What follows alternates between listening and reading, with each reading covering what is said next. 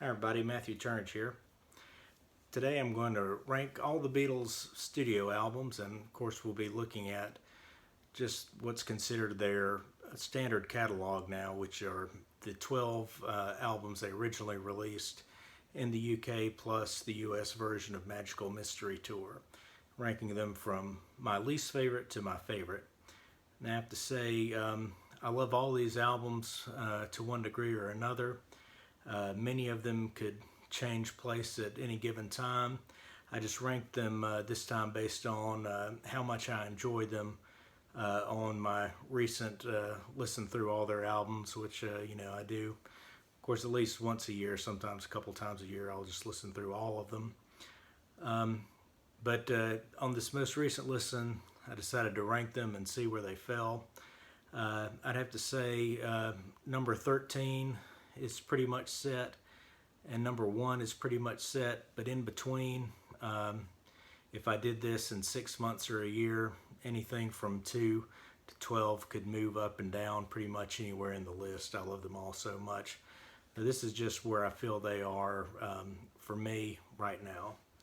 So number 13, everybody's pick for number 13, I think, probably, and that's Yellow Submarine.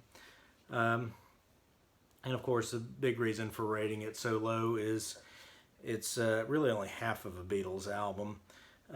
George Martin's score on side 2 I really enjoy. I think it's fun, but it's just not the Beatles. And of course, the Beatles side, 2 of the best songs were songs they had previously released, Yellow Submarine and All You Need Is Love.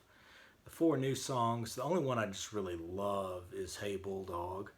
The other songs are okay. Only Northern Song, clever lyrics. It's All Too Much. I actually like it, but I would like it a lot more if it was a little shorter. I think it needed a little bit of editing. And then All Together Now, I'm a Paul guy, but I gotta say, that was not Paul's finest moment. So number 12, their debut, Please Please Me. And I a while back did a review of this album. If you've seen that review, you know I love this album. So the fact that I felt like putting it number 12 just says how much I love the stuff ahead of this even more. Great tunes on here. Of course, their cover of Twist and Shout is epic. I Saw Her Standing There. Please Please Me, Love Me Do. There's some really good cover songs on here though, but it's not, outside of Twist and Shout, it's not their best cover songs when you look at their whole career, I think. But it's a great album, a stellar debut, but they just got better as time went on. All right, number 11, and that's Let It Be. This one would have been number 12, I think, pretty much any time before the last, I don't know, couple years. I never really liked this album that much. It's got 3 of my all-time favorite Beatles songs on here with Get Back, Let It Be, and The Long and Winding Road. Although I prefer the Let It Be Naked version of Long and Winding Road, and I prefer the single versions of Let It Be and Get Back, so that was always a knock against it, along with the fact that I didn't really get into much of the other songs. Over time, I've gotten to appreciate some of the other ones more. One After 909, I've got to where I really enjoy. Across the Universe, Dig a Pony, but especially I've Got a Feeling. That's a song that, I thought was okay for a long time, but for whatever reason, here lately, I just have really been digging that song. So it's moved up a little bit, and it could go higher over time if my appreciation on it grows. We'll see how I feel when the supposed anniversary edition box set comes out later this year. I am hoping we get a really nice package for that. All right, so number 10 is With the Beatles, their second album, and they really show some growth even over the first album, which had just been recorded a few months earlier. Some great originals on here and some really nice covers like Money and Roll Over Beethoven, Please Mr. Postman, all great. Of course, original songs like All My Love and It Won't Be Long are all great tunes. So definitely see the growth of the Beatles, but again, they keep getting better and better, so that's why that one's a little bit lower in the list. Number 9, Beatles For Sale. This one historically has been underappreciated, I think, but when people talk about this album now, a lot of people talk about how underrated it is, so I don't know if it may be hitting that tipping point where it's not really underrated anymore. We see John beginning to grow really as a songwriter here with songs like I'm a Loser and No Reply. It's got some of my favorite Beatle cover songs on here, Words of Love, and Everybody's Trying to Be My Baby. You know, people say, yeah, they were exhausted, they had to rush this album out. Sometimes when you're up against the wall and under pressure, you put out some great material, and that's what I think happened with Beatles For Sale. All right, so number 8, and this was a hard one to put here. Really, I could say that for the next several of these. It's really hard to rate any of these as low as some of these are on the list, but it just goes to show how great all their material was. You know, everything's got to go somewhere.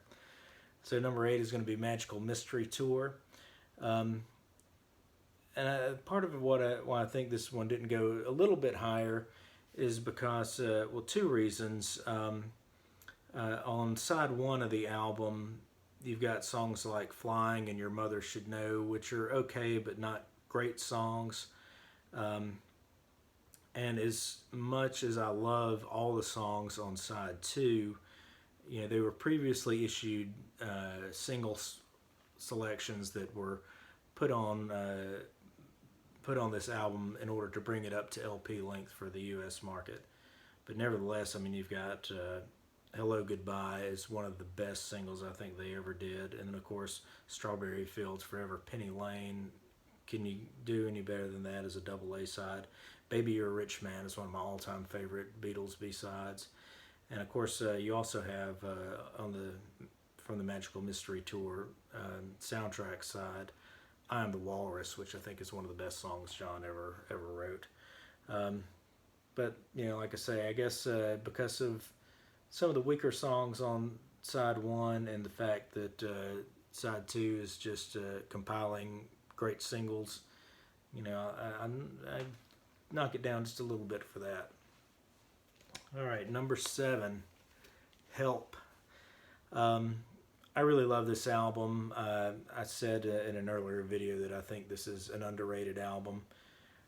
John started to show the signs of real songwriting growth, I think, on Beatles For Sale. As I said, it really begins to come to fruition here for John and for Paul. Of course, Paul's classic Yesterday is on here. But there's other great songs on here, too. Of course, with John, you've got Help, You've Got to Hide Your Love Away, which is a great song, one of my wife's favorites. You know, and I love Ringo's cover of Act Naturally on here as well. I think all of them really come off well on here. Ticket to Ride, can't forget that. And I Need You, which is one of George's best earlier songs. I think it holds up as one of his best in his career. All right, so now number 6, The White Album. Man, what an epic double album this is. So much great stuff. And this could easily go pretty high on my list. The only knocks I have against it are Revolution 9, which is something that I've grown to appreciate more as the years have gone by. But I don't know if I'm ever going to love it. And then coming off the heels of that, you have Good Night, which is a pleasant enough ballad, but it doesn't help me bounce back from Revolution 9. And, you know, when I first bought this album, I don't know, 20 years ago or whatever, I mean, it was not unusual for me to when Revolution 9 started, just turn it off and not bother listening to the rest of the album. everything before that is absolutely great. Side one is just is just one of the great sides of Beatle music ever. Um, so, White Album at 6. Number 5, A Hard Day's Night, the best of the early Beatlemania era albums. All Beatles originals, Lennon McCartney originals, which could not be said of any of the other of the first 4 albums. And the songs are so great. A Hard Day's Night is one of the best things John ever did, in my opinion. And so many other great songs on here. And I love her. Can't Buy Me Love, one of Paul's best. Side 2's got so many great songs that didn't make the soundtrack. Anytime at All, I love. Things We Said Today, I'll Be Back. Amazing stuff. Number 5. Number 4, Rubber Soul. Man, this is a classic here, and this is where the growth that we saw progressing through. The first hints of Beatles for Sale really coming to the fore in Help, and then now it's all in fruition here. You know, as I'm recording this, just this past Sunday on FabGab, they were ranking the tracks on this, and seems like I may be the only person that absolutely loves Drive My Car. I think it's the best song on here, and it's such a great R&B flavored rock and roll song. And I really think, you know, for all the talk about John being the rocker and Paul being the ballad guy, for me, Paul writes a lot of the best Beatles rockers, and that's one of them. And so many other great songs, Norwegian Wood, Nowhere Man, In My Life, of course, and George is really again coming up strong on his tracks. Yeah, I've always enjoyed Think for Yourself, but If I Needed Someone is a really excellent song. So number 4, Rubber Soul. Number 3, Sgt. Pepper's Lonely Hearts Club Band. I don't think you could possibly overstate the impact that this album had when it was released in 1967. The songs on here are just amazing. From the opening title track through With a Little Help from My Friends, Lucy in the Sky with Diamonds. Getting Better is a song that I always really love. What great guitar! I love that guitar tone as it comes in, and Paul's bass line on that is so brilliant. Fixing a Hole. Lovely Rita is a song that I absolutely love. I don't know if a lot of people point to that as one of their favorites, but I can't get enough of Lovely Rita. Of course, A Day in the Life. You couldn't think of a better album ender than that. It's amazing. Number 2, Revolver. This is an album that has become a popular pick for being their best here lately, and it's easy to see why when you look through this list of songs. The Beatles are really growing their experimentation and doing some really interesting things in the studio. Of course, Tomorrow Never Knows being a big part of that, but songs like Got to Get You Into My Life, Good Day Sunshine, She Said, those are all great songs. I love Yellow Submarine.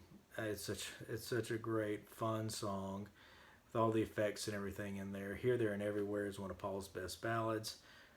Taxman is a great George song. I could name every song on this album. They're all great. Number 2. But of course, number 1, I've said before, my favorite Beatles album is Abbey Road.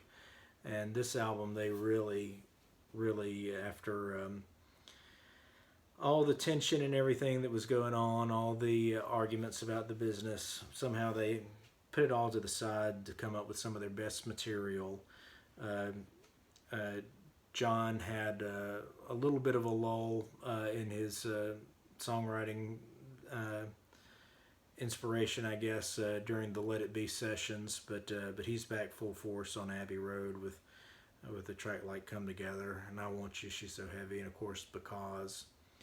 George gives us his two best songs with "Here Comes the Sun" and "Something," and a great Ringo song with "Octopus's Garden." But for me, it's the work that Paul did on the medley on side two that is the best thing the Beatles ever did. The way they bring those songs together, bits of songs, and you've got fun little stuff like "Mean Mr. Mustard" and "She Came In Through the Bathroom Window," and kind of more serious stuff like "You Never Give Me Your Money," "Carry That Weight." I love how he ties the "You Never Give Me Your Money" musical motif, brings it back in toward the end. Of course, the epic, the end. It just so emotional, and George's lead work on it right at the tail end of that song to bring this album to a close with the little palate cleanser of Her Majesty at the end. What a great way to end a career and an album. It'll always be my favorite, I think. It's such a tremendous moment. So there's my ranking of my favorite Beatle albums. They're all favorites in one way or another, but ranking them from 13 to 1. And love to know your ranking. Thanks for watching.